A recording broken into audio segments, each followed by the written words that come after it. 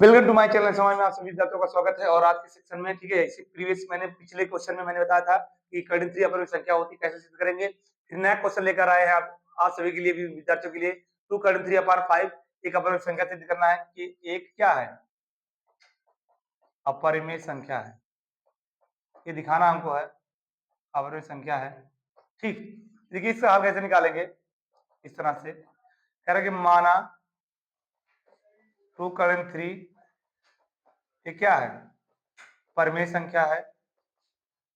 इस तरह मान लेंगे परिमेय संख्या है तथा ए अपान बी एक परिमेय संख्या है। ठीक, इसके बराबर इसको दिखाएंगे, यानी कि 2 कर्णित्री अपान 5 ए अपान बी। इसको तिर्यक गुणा करिएगा, यहाँ पर आता है तिर्यक गुणा करिएगा तो हो जाएगा 2 कर्णित्री बराबर ए अपान या 5 अगर गुणा करेंगे तो यहाँ भाग यहाँ गुणा हो जाएगा 5 ए अपान बी। 2 को इधर ले जाइएगा तो हो जाएगा 5, ठीक है, या यहीं कर दीजिएगा ऐसे 5 अपान ए अपान बी। तब कहेंगे तब ठीक है 2 5 ए और बी पूर्णांक है, क्या होंगे, पूर्णांक है तथा 5 ए अपान बी एक, ठीक है, परिमेय संख्या है। इसलिए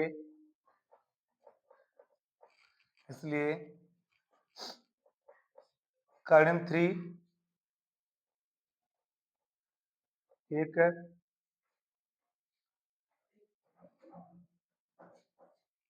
अपरिमेय संख्या है। कर्णित्री एक अपरिमेय संख्या है। यह विरोधाभास है, यह विरोधाभास है। यह परिकल्पना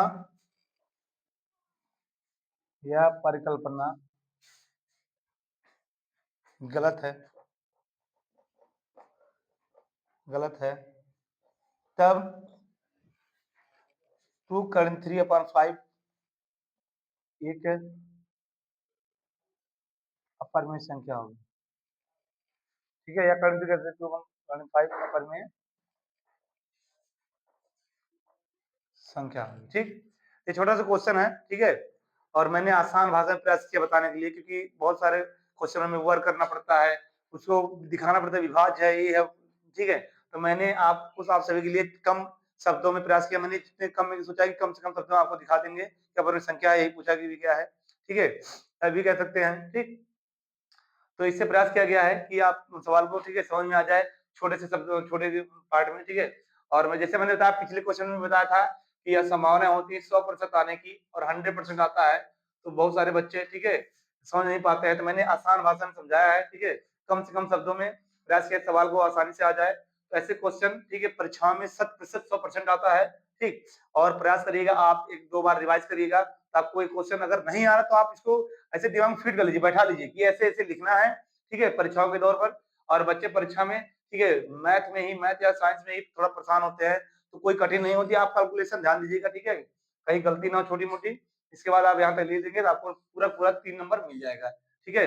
और समय ज्यादा मत बढ़ाइए, क्योंकि और भी विषय होते हैं, और भी क्वेश्चन होते हैं, लगाने के लिए टाइम होता है। तो किसी एक क्वेश्चन में उतना ही समय दीजिए जितनी आपकी आवश्यकता हो, जितने में क्वेश्चन कम कम समय में हो जाए, ठीक है।